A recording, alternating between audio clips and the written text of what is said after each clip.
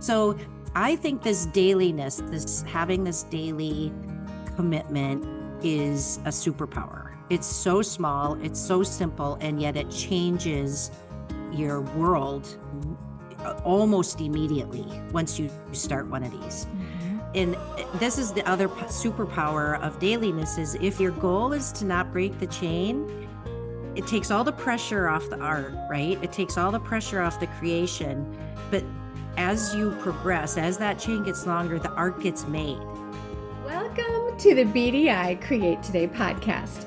This is a podcast where we uncover and discover the who, what, where, when, why, and how you can be creative or have more creativity.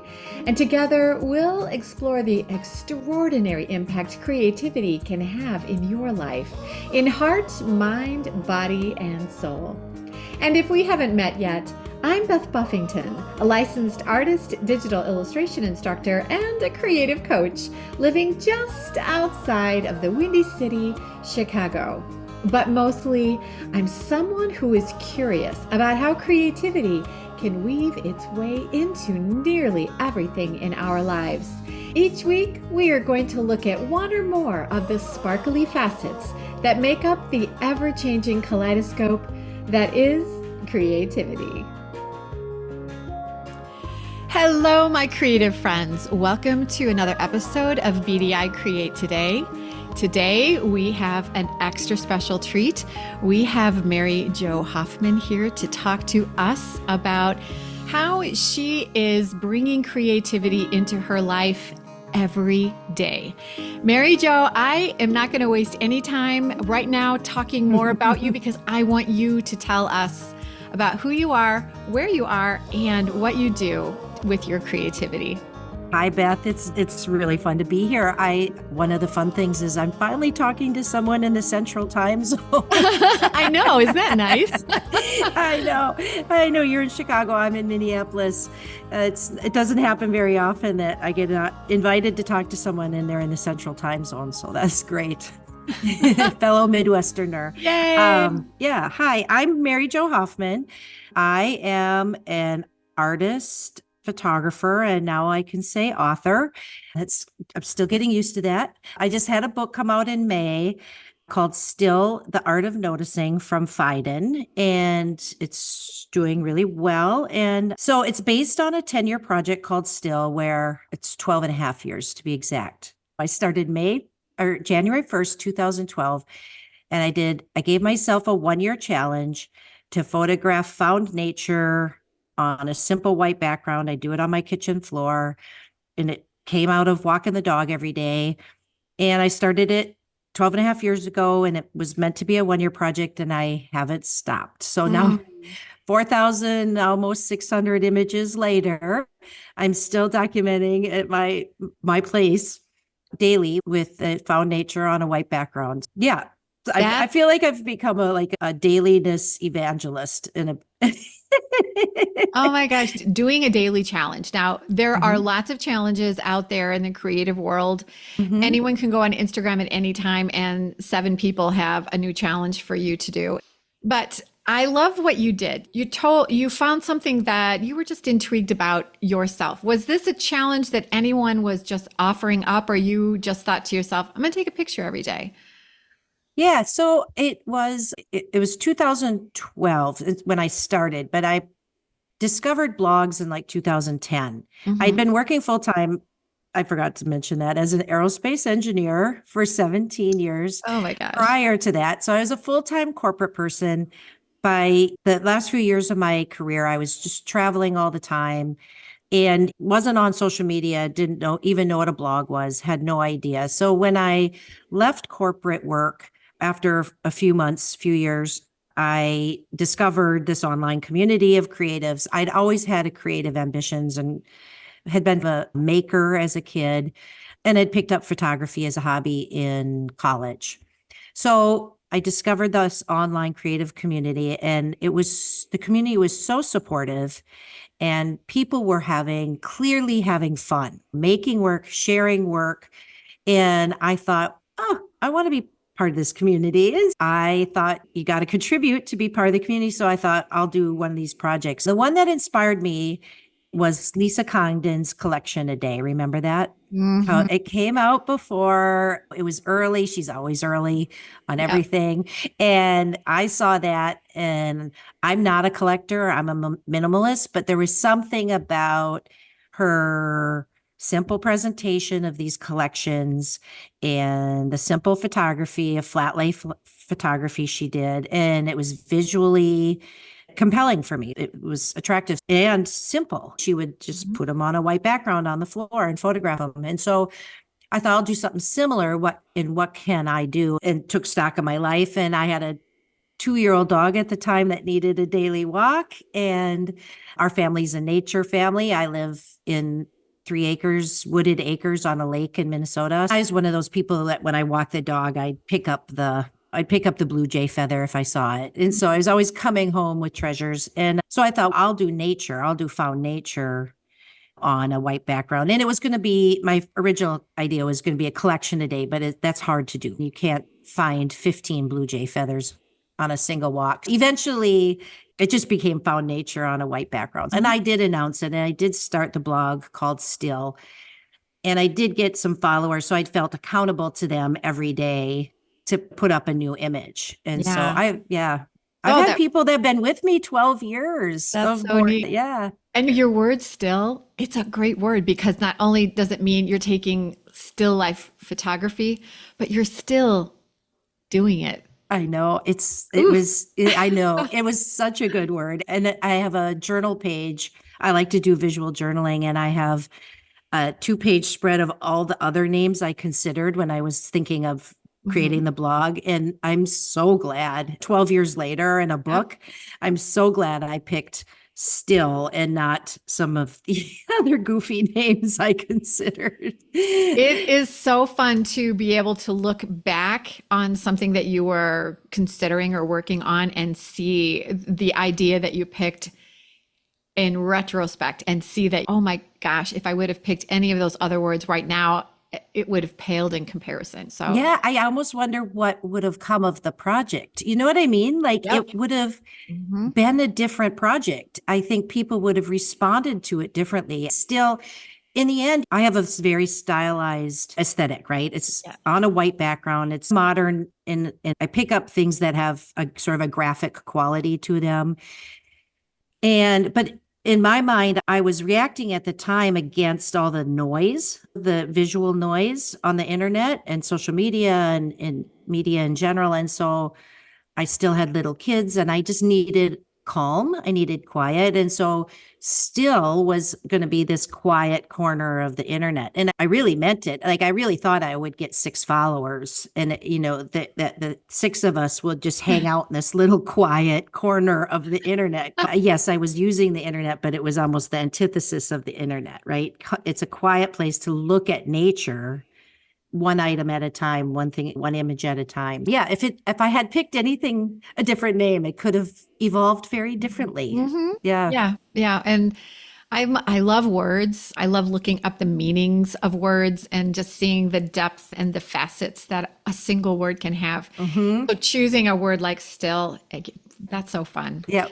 Yep. That is so fun. When I looked through your Instagram and I was on your website, one of the things I love about your work is that you're not always just picking up things that are perfect either. That you bring home things that show the vulnerability of Mm-hmm. nature.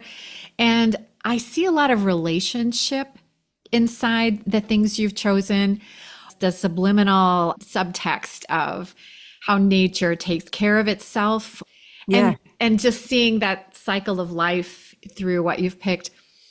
Yeah. Your words are so loud in the pictures that you take. You can spend so much time just looking at what your pictures are saying through nature. Am I making sense? Yeah. No, 100%. I now give workshops and I deliberately teach that. I didn't know that when I started, I photographed the peony in peak expression, right? I Mhm. photographed the iris when it was in full bloom those first years. But then afterwards, I didn't want to repeat myself, but I also very quickly came to learn that that while beautiful, first of all, they're photographed to death. It's hard to do anything original, Mhm. but also they weren't the most expressive. It's so much more expressive just before or just before the bloom, just after the bloom. And I was photographing every day. So I had to photograph in fall and winter, right? So I was Mhm. photographing a lot of stems, summer stems that had died back and by late fall are still standing. The snow hasn't bent them over, but they're dead now. And those became some of my favorite photos. And so I started very quickly learning, oh, it's more interesting the just before, the just after, the dying back. They're more emotional, they're more expressive. Mhm. And so now that's actually what I look for. Actually, ironically, now, high summer, which we're in, is the hardest time for me. I go outside and it's a wall of green.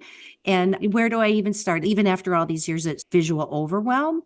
I can Mhm. find subjects to photograph in winter easier than I can find them in summer.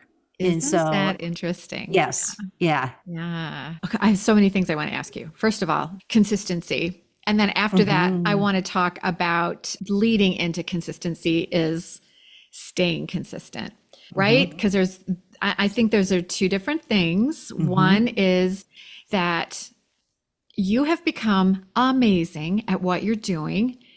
And one of the ways to do that is to stay consistent with it and having that focus that allows you not to do the same thing every day because you're not taking a picture of the same thing every day, but you are Hmm. taking pictures every day. And because Right. you've done that, you've seen yourself start to refocus how you see. Did Hmm. right? 100%. The problem, I just put together a 3-part lecture series for the 92nd Streetwise. So I have 3 hours of this in me. Go. Yeah. And so I feel so strongly about it and so passionately. So yes, let's talk about dailiness and how to be consistent is actually part of that. These 1-a-day challenges, these 30-day, 100-day, 1-year challenges keep staying in the creative community as is popular because they work. They simply work. They're so effective. And there's reasons why they work. And they work on all sorts of levels.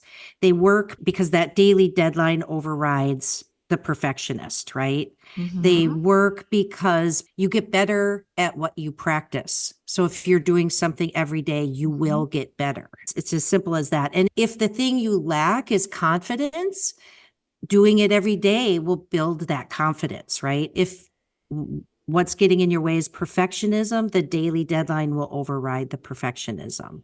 In my case, the daily need to find a subject, that the treasure hunt of finding a daily subject, it snapped me out of autopilot. I live in the community I grew up in, and so I'm driving the roads I've driven for 50 some years. It's crazy.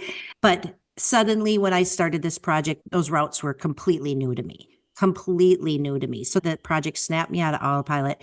So I think this dailiness, this having this daily commitment is a superpower. It's so small, it's so simple, and yet it changes your world almost immediately once you start one of these. Mhm. Okay, let me talk about not breaking the chain because I'm going to use that expression a lot. So Yeah. there's a famous story by Jerry Seinfeld. A young comedian at a show came up to him and said, "What's your advice for somebody just getting started?" And Jerry Seinfeld is on record as having said, here's what you do. You get yourself a big wall calendar, you put it on the wall, and every day you write down one joke. And when you write down that one joke, you put an X on the wall and you never break the chain. And so I'm going to use that expression, don't break the chain, because that's essentially what I've done. Yep. And I like that story because he doesn't say you have to write down an original joke or a killer joke. You just have to commit to not breaking the chain by writing down one joke a day. What I committed to, not even knowing it, I didn't know that Jerry Seinfeld story until after I was doing this project. But what I committed to and what I did intuit right away is that I didn't want to break the chain. And I'm not particularly superstitious, but I feel like I got a little superstitious, right? I'm not going to break that chain. What I did learn is that when I started, I had a little folder on my desktop called Just in Case. And so if the day got away from me, I had an image I could post. And what I found right away is that wasn't helpful. It was easier to just do the thing every day than to stop and start. Think of it like a running practice. It's much harder to stop and start than to just go do your mile or two every day. And what I learned early on was that you don't want to break the chain. And this is the other superpower of dailiness is if you focus over there on the calendar on the wall and your goal is to not break the chain, it takes all the pressure off the art, right? It takes all the pressure off the creation. But as you progress, as that chain gets longer, the art gets made. But so the commitment is to not breaking the chain. The commitment isn't to making art every day because that's a lot of pressure. If you're going to make art every day, that would shut me down. And I'm not even a perfectionist. But if I could commit to not breaking the chain. And so the other thing I intuited right away is that the minimum to not break the chain, in my case, any found nature on a white background. The white background could be, I shoot on poster board normally, but it could be a white wall. It could be my husband's white t-shirt.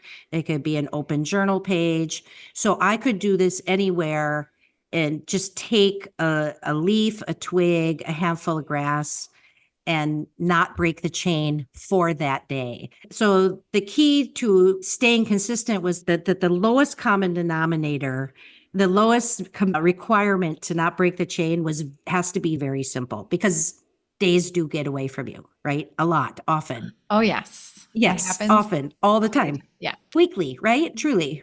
So There'll what be you're saying is that not every single thing you did was worthy of hanging on a wall, that there were some days where you just quickly found a white background and took a picture of something that was nearby. And that was your day? That's exactly right. And the several things came out of that. A, I never broke the chain. And B, sometimes every now and then, those dashed off last minute photos are among my favorite. So not always. Sometimes it's just a handful of grass on a piece of white paper and no one will ever see it again. I do publish it on the blog, even if it's very ordinary and average. But often I did learn to not be afraid of those days because sometimes by shutting down that inner critic and working really fast without any internal dialogue or judgment, sometimes those resulted in really good images, probably letting some intuition come out. Yeah. So do you So find yourself coming back to some of those images later and then going in and doing a little more Photoshop with them or honing those images? Or do you just take the pictures and you just have an uncanny knack of making everything look amazing right away? How do you go about balancing that? yeah, I've been doing it for 12 and a half years. And so 4,500 images, and you've probably seen a couple hundred of them, right? There's a lot of images that just get posted so I don't break the chain and then just fade away into obscurity. And so that's the power of this simple process. What if you commit to 100 days, if you make 100 pieces of art, no matter how dashed off, and then there are the days when you have 2 to 4 hours, right? To work on your art. But at the end of that 100 days, if you pick the 6 best pieces, you're going to be really proud. You'll be amazed. And so I have a portfolio of 4,600 images, but this book that just came out is only 300 of them. You know what I mean? It's a small ratio of those images. And no, I don't. If I photograph the handful of grass, I dash it off, I post it. I don't revisit it because I didn't break the chain for that day. And tomorrow's a new day. Now let's take a quick break and listen to a word from our sponsor. And my friend, that would be me. Are you interested in exploring your creativity with Procreate on your iPad? get my free Kickstart video. It's going to give you a beautiful tour of how to use Procreate to create your own art.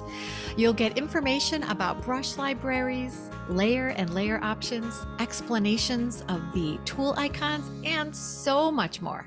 Just go to www.bdi-create.today/Kickstart to get my free Procreate Kickstart video.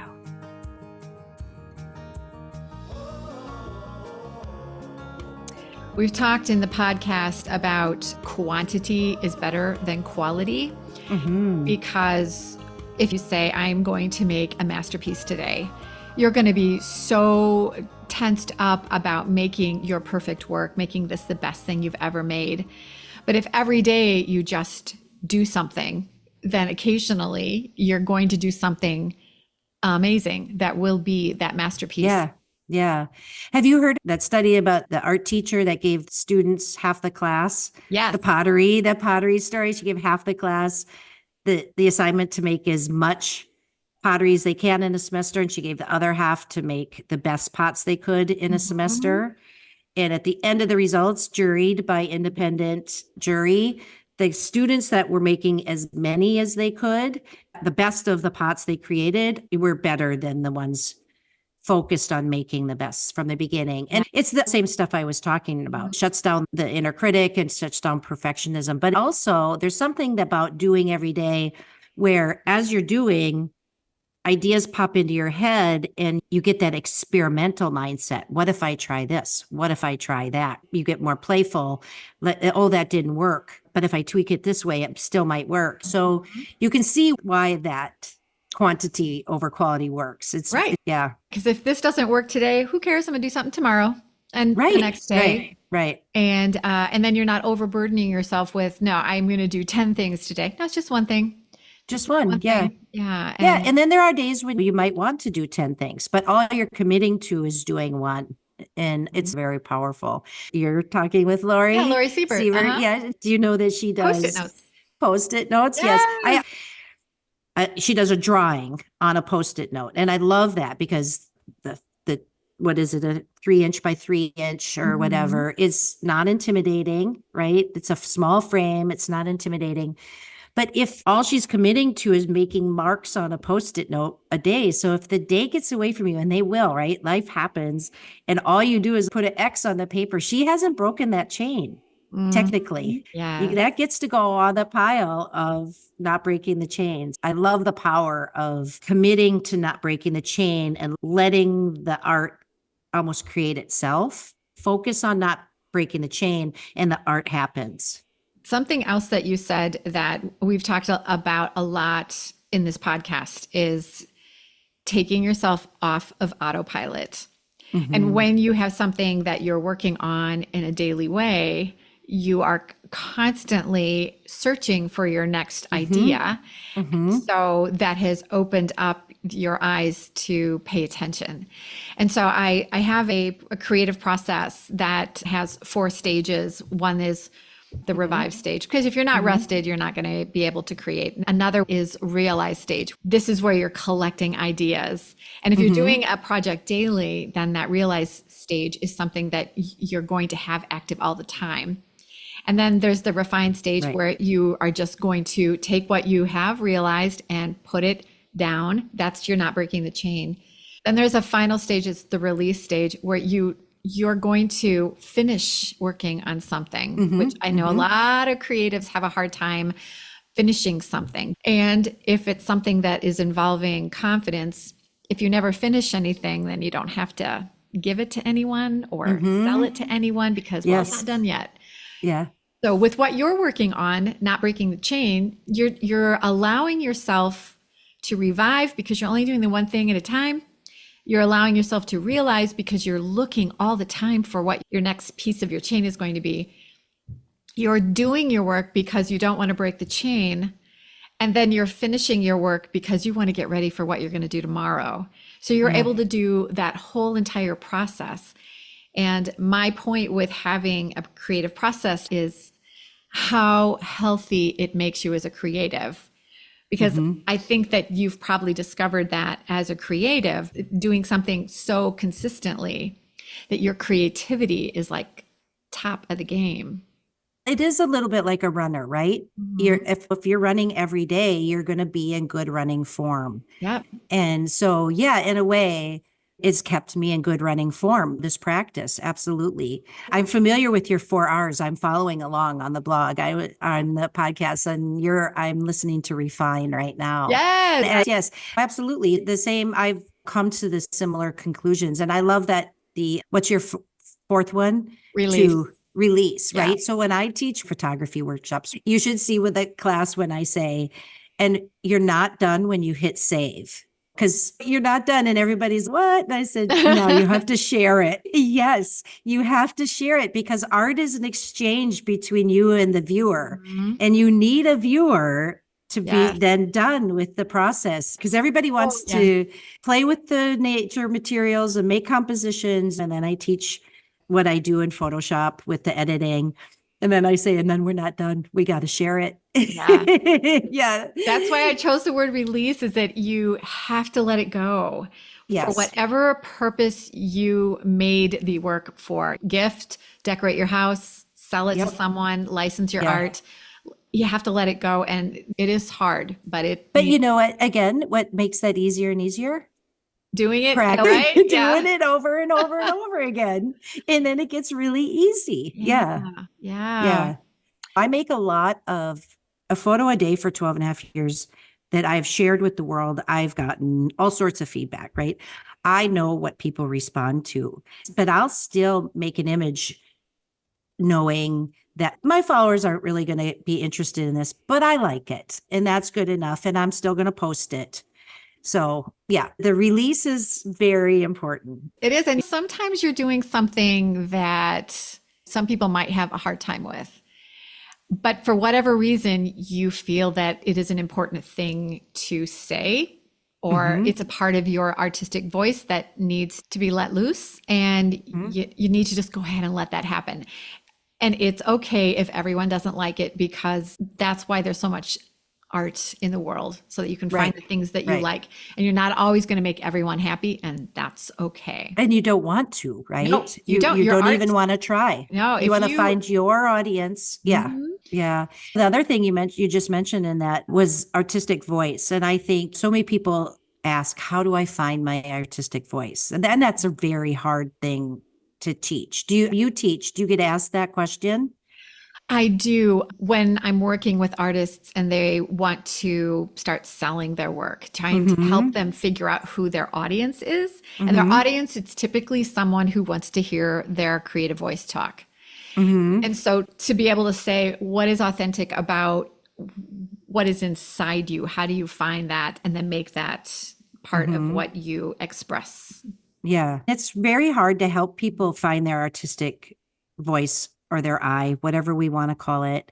The only way I found, and I'm evangelizing, is making art every day and Mhm. then saying to yourself, I like this, I don't like that. I like this, I don't like that, over and over. And you will start to realize what your artistic voice is. I Probably, think dailiness is one way to get to finding out what your yes, artistic voice is. yes. You've probably seen, just going back to your very first posts, see a trail of how you've changed as a creative in how you are seeing the nature that you bring into photograph.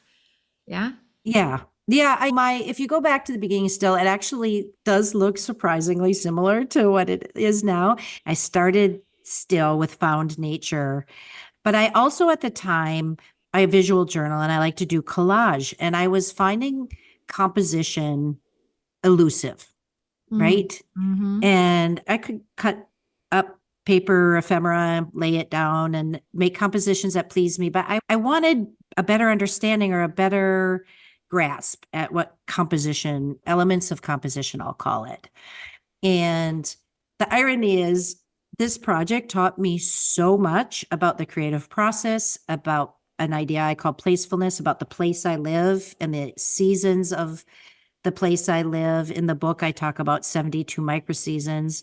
I've mapped my bioregion into 72 5-day microseasonal unfoldings. I've learned so much, but I feel like compositionally, I don't know. I feel like I'm not necessarily any better 12 and a half years later. People who know me dearly say I am, Mm. but inside, I'm not convinced that I still feel like composition is an interesting thing. I think that's neat. If you felt like you'd conquered that, you wouldn't have the curiosity to keep That's a good point. yeah. Yeah, yeah, yeah. That's very interesting. Hmm. Yeah, and then when I teach workshops, I teach elements of composition. I don't teach them, I talk about them. And what I've gotten some conceptual understanding is that there are elements of composition, unity or balance or harmony. These are concepts that you might be trying to achieve in your art. But then there's techniques, and there's a million of them, right? That are rule of thirds, near neighbor colors, or gradients, or whatever. Those are all techniques, but what you have to choose is those conceptual ideas. Do you want your work to be harmonious, or do you want your work to be energetic or challenging? See, I want my work to be calm, right? I wanted a still, quiet corner of the internet. So I use a lot of symmetry.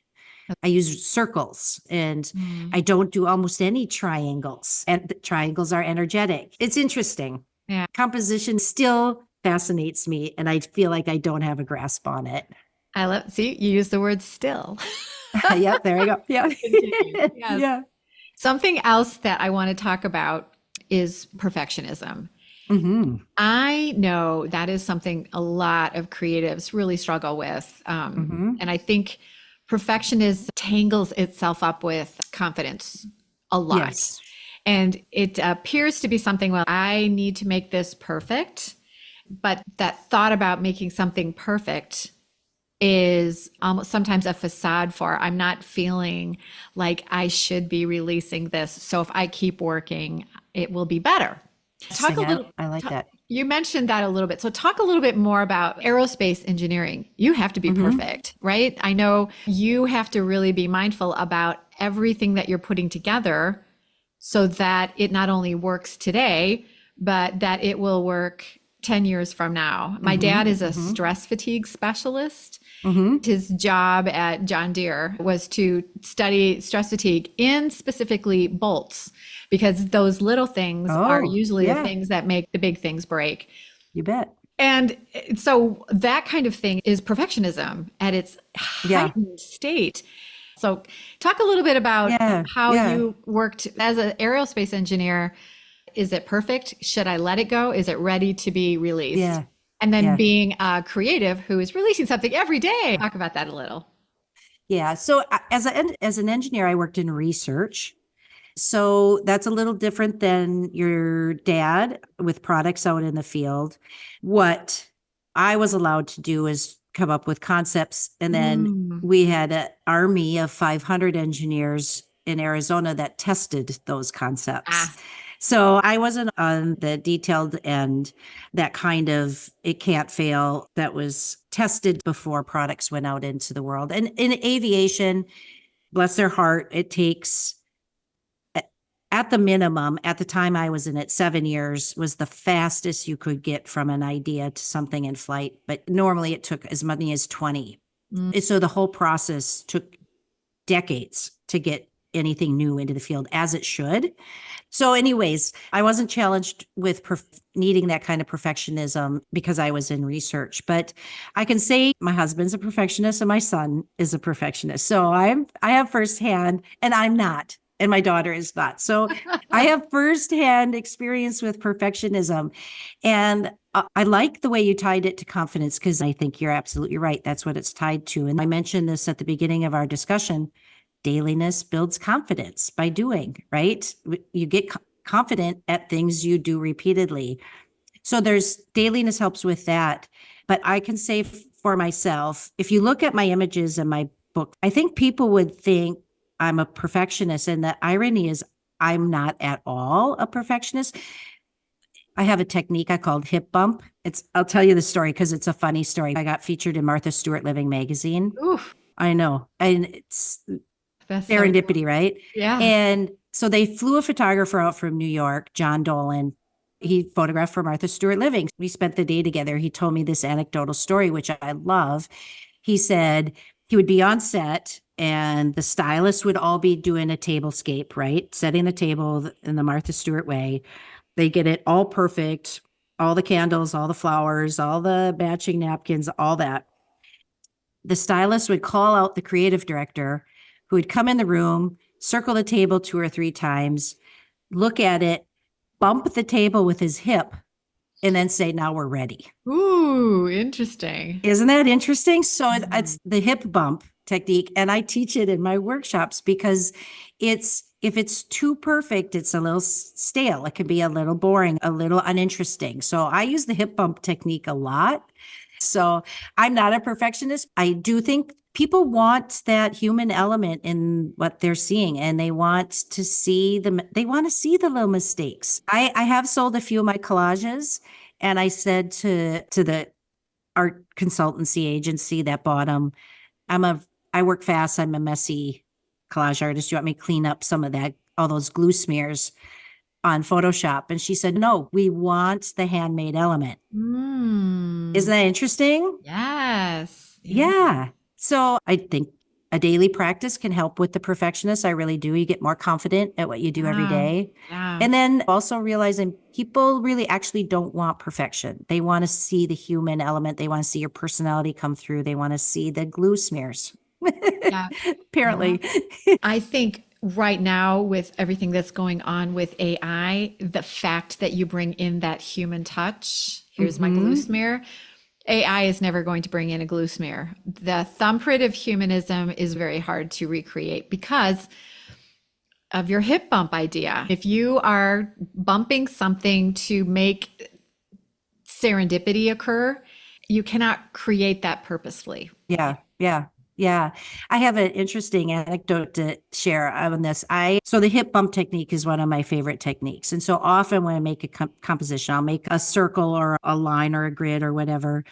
I'll photograph it and then I'll hip bump it and photograph it again. And so a couple times I took the two images side by side and I put them on Instagram. I've said A or B, everybody Mhm. vote. And the 3 times I've done, I've got over 300 comments, which I think is statistically significant, right? And the interesting thing is it will be very divided. One time was 50-50, one time was like 60-40 of those who prefer the ordered and those who prefer the hip bumped. The interesting thing to me is the people who don't like order really don't like it. And the Ah, people who like the order, they were, at least in the comment section, were more, I prefer the ordered one. mhm. But the people who didn't like the ordered one really didn't like the ordered one because it made them feel very uncomfortable. Too much Interesting. order made them feel jittery. Yeah. So, Interesting. and when I teach courses, I put those up and show the results. And I say, whichever one you like is the one you like. And that's your audience. That's your Mhm. audience. Right. And so it's interesting. Oh, yeah. I think that's one of the things I love about art is it's not only interesting to look at, but the message behind the art. What are people getting from what you're talking about? Right. Yeah, I love that about art. Very cool. You wrote something down to me when we were getting ready for the podcast, and it was about confidence and creativity. You said that you were born with an excess of confidence and it makes your experimental approach to life and art much easier. And that the fact that you're not a huge perfectionist, it makes maybe getting your art ready a little bit easier. And then Mm-hmm. people who have that perfectionist um, gene, I don't know, something, a twist in their Mm-hmm. DNA, that it could be something that makes it a little bit harder for them to express themselves creatively or get their work done. Yeah. So, what does it feel like to not be a perfectionist? It's an interesting thing. I have 2 kids, and my husband's a perfectionist, and I am not. And my daughter is not she's now a designer. She's not a perfectionist, and my son is just like his dad, and he's a perfectionist. So Where does that come from? I would have said that my lack of perfectionism came from my feral childhood of growing up running wild without parental supervision. But at the same time, my mom has an excess of confidence. My mom tells a story. She raised her hand every day in second grade, whether she knew the answer or not, because once she realized the nun would never call on her because she always had her hand up, it just made her look like she knew the answer, even when she didn't. So she just raised her hand. Every question, she raised her hand. And so the nun stopped calling on her, Oh my but gosh. thought she knew the answer. That's my mom. And I'm the same way. And my daughter's the same way. So genetics, environment, I don't know. I'm pretty hard over on genetics at this time because Hmm. I was a completely different mother to my son than my husband's mom was to him. And yet they are very similar. But yes, is the perfectionism cause the lack of confidence, or does the lack of confidence cause the perfectionism? But when I teach workshops, I do see that perfectionism is probably the biggest hurdle for a lot of creatives. Hmm. It really is. The only solution I found to that is doing, is Yeah. just simply doing, Yeah. is practice. And in my case, dailiness, but just practice makes you get more confident. Yeah. Even, and it's just simply does. Yeah. Hmm. Okay. In order to do something daily Hmm. for 12 years, Hmm. it Sounds needs to be crazy. something that you get up every day and say, yeah, I get to do this again. Now, did you go through some valleys where you're like, oh my gosh, why am I doing this? I don't want to break the chain, so I'm going to keep doing this.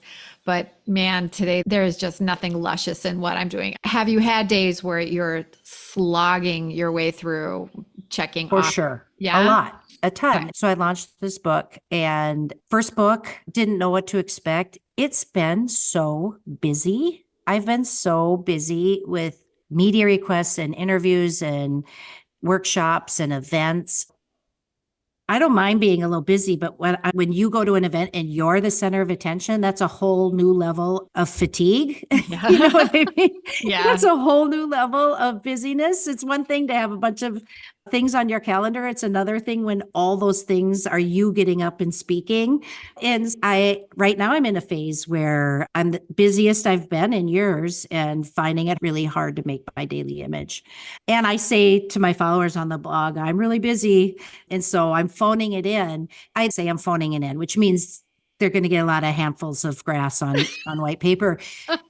And honestly, if I hadn't warned them, that's what I'm doing, they probably wouldn't even see Mm, that much of a change. It's all in our heads, right? So to do what I do well, I like to spend most of that time in the creative process in the noticing.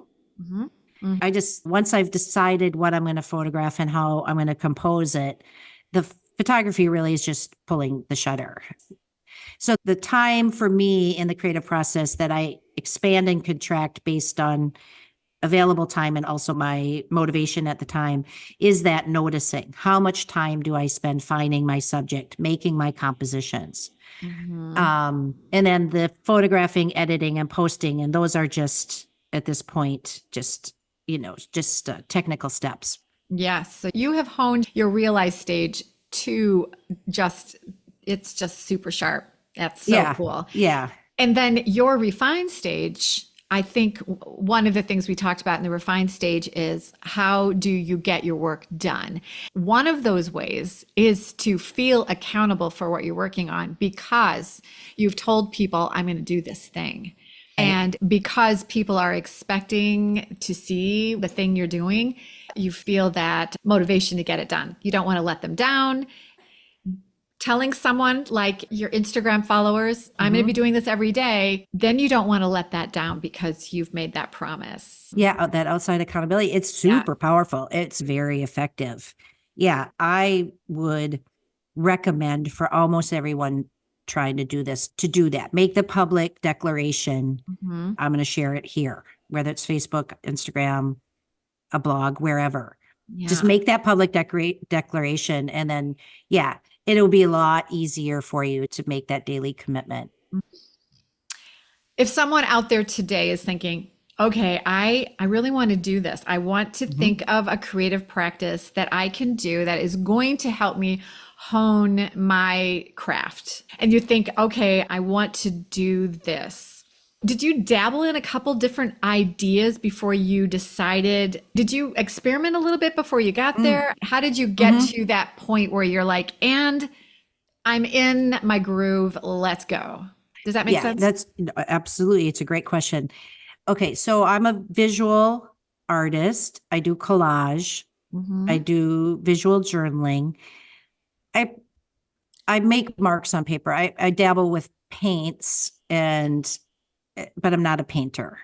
And I'm not an illustrator. I'm not a drawer. Although I am a doodler. So I at the time when I started this project, I was like doing a lot of handmade, not it was pre Procreate. So I was doing a lot of like pattern making in my journals.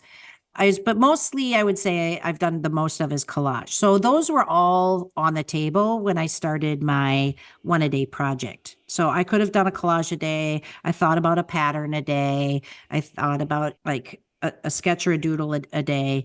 I had been a hobbyist photographer and I hit on found nature because of this. We are a nature family. We do take hikes together, but also I had to walk the dog every day. So it was very intuitive to go to nature. I don't think if I'd have done any of those other ones, I'd still be doing it. There was some intuitive wisdom. I'd been a kid who played outside all day. I have been a nature kid since day one. And I was already a pretty good photographer. So I combine these things so that it fit pretty seamlessly. If I had just bought a pottery wheel and I was going to do a pot a day or something, I probably wouldn't be doing it 12 and a half years later. But I'm saying what I would say to people starting out is, yeah, tap into your intuitive wisdom. What did you like as a kid? Think about that. Start the challenge with, I think 30 days is too short, but start your challenge. If you're really not feeling it, stop, start another one, try a different thing. Yeah. You'll know because I wake up every day and this is play.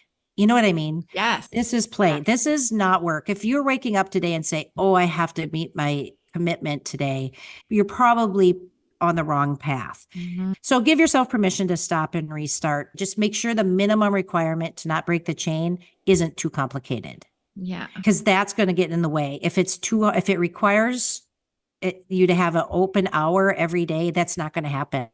You just, Yeah. that Right. life doesn't tee that up for anybody. Yeah. So make sure the minimum requirement to not break the chain is something you can do in a matter of minutes. And to remember that when you're setting this type of practice up for yourself, that there are no rules. You get to make up your rules. Right. For me, this year, starting my podcast is a chain thing for me. You have to make Yeah. sure that I Right. don't break my chain. But this is a weekly thing that I work on. So just listening to people talk about something that they're doing that is creative. And it has helped out in my art so much to just be plugged in all the time with what is happening around me and in the world that deals with creativity. Yeah. And so when you're deciding what your don't break the chain is going to be, you get to make up those rules and what that Yes. looks like. So basically, it is starting with what did you love to do as a child? I love that. Yeah. Yeah. If you're starting out and you're like most of us, you dabble in a lot of different creative mediums and you don't know which one to start, go back to childhood. What did you like to do? Did you sew? Did you bake? I built forts outside. That's what I did. That heightened state of awareness you're in now with the podcast, that's what this Mhm. project did for me.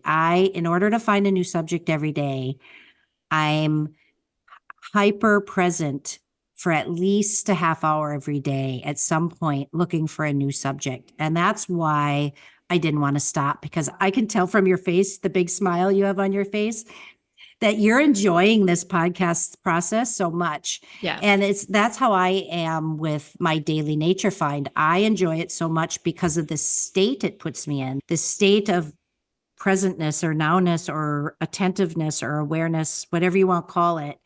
I feel like I've tapped into sort of some kind of mindfulness kind of thing. And I Mhm. don't want to stop. I don't want to stop.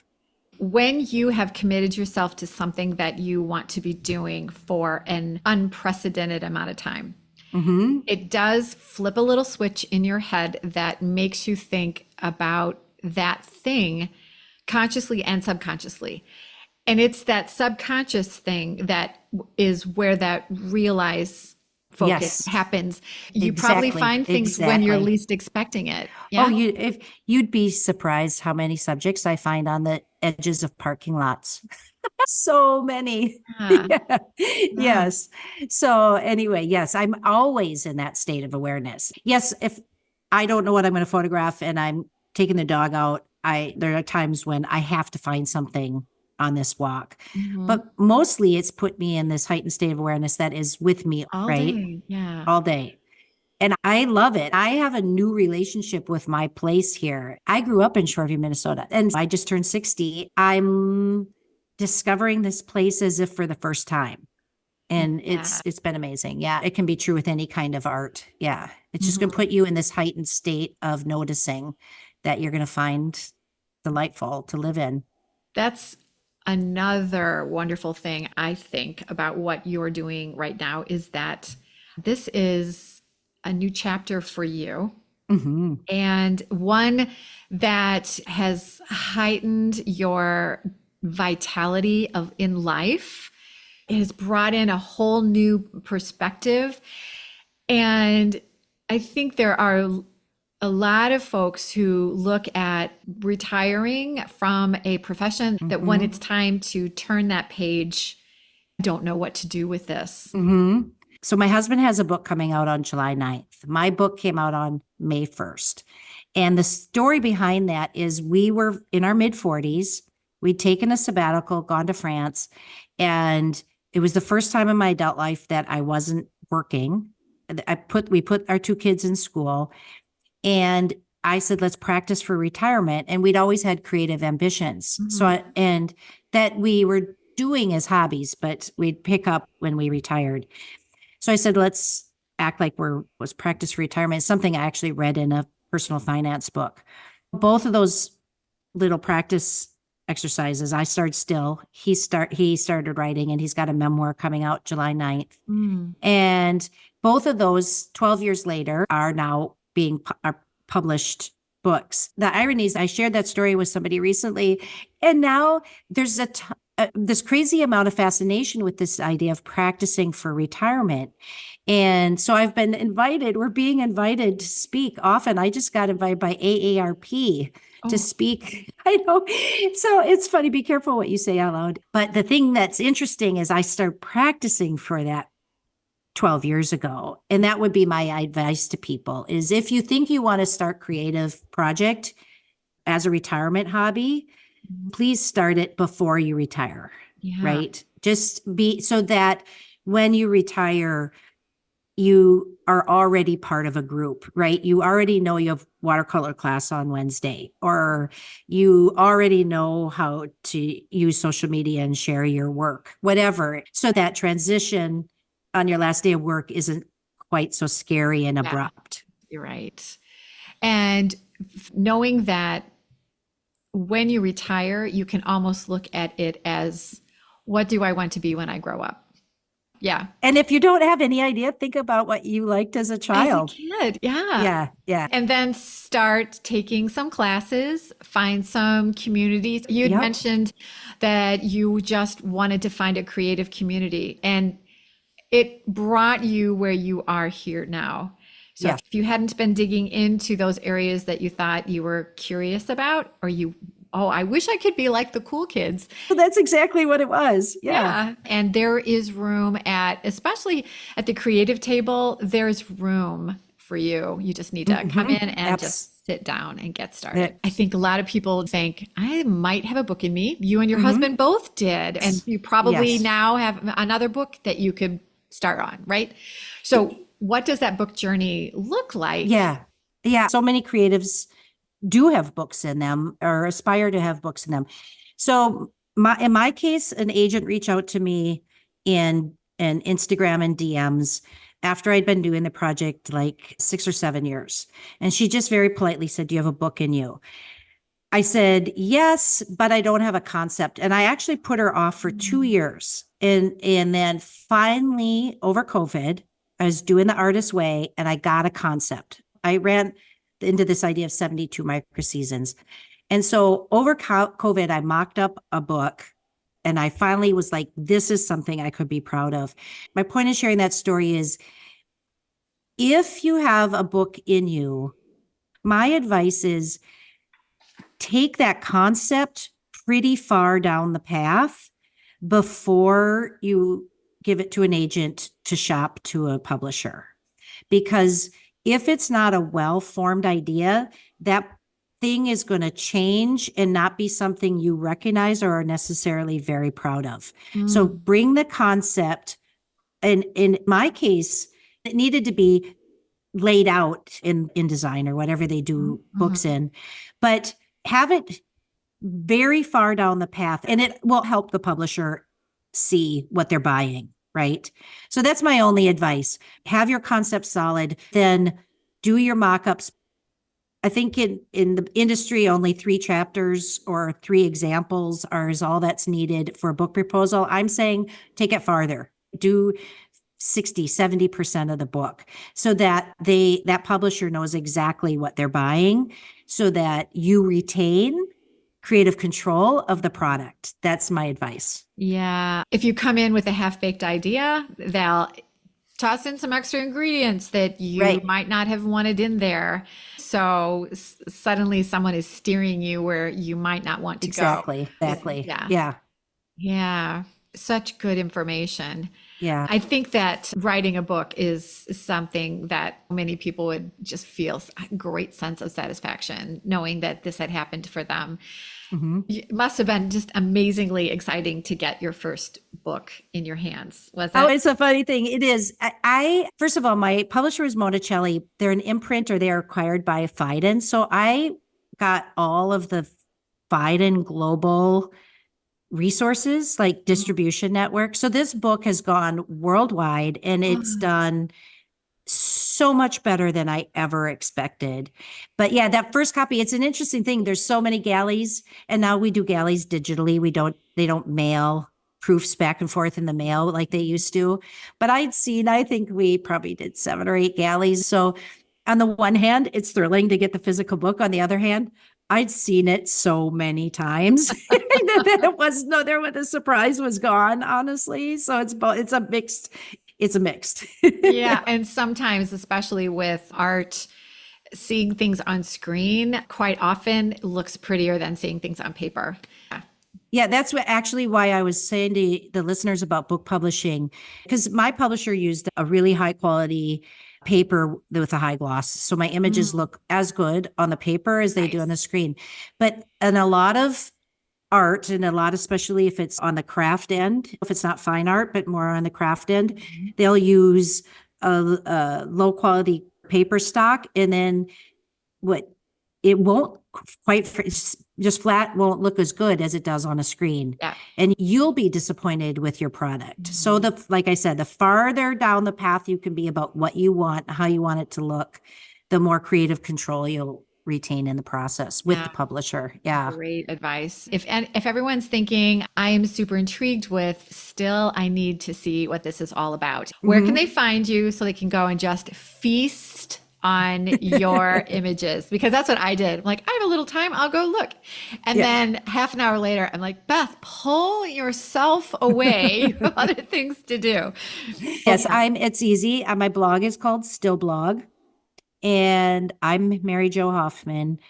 And I'm only on Instagram. It's the only place I hang out, and it's Mary Jo Hoffman, one string on Instagram. And my book is called Still the Art of Noticing, and it's everywhere worldwide. So anyone can find it. So Still and Mary Jo Hoffman, if you put those in Google, it will pop up. You will find Mary Jo. Yeah, and I will also have all this information in the show notes. So it'll have live links that'll take you right to where you want to go see.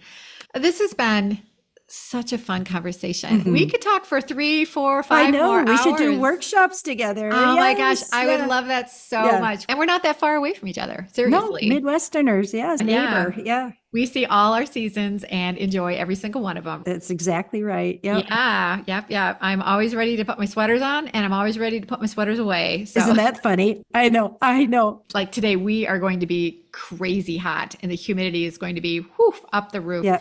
And yet I can hear my tomatoes growing. They Mhm. are loving it. So I will go out barefoot and I will water my garden.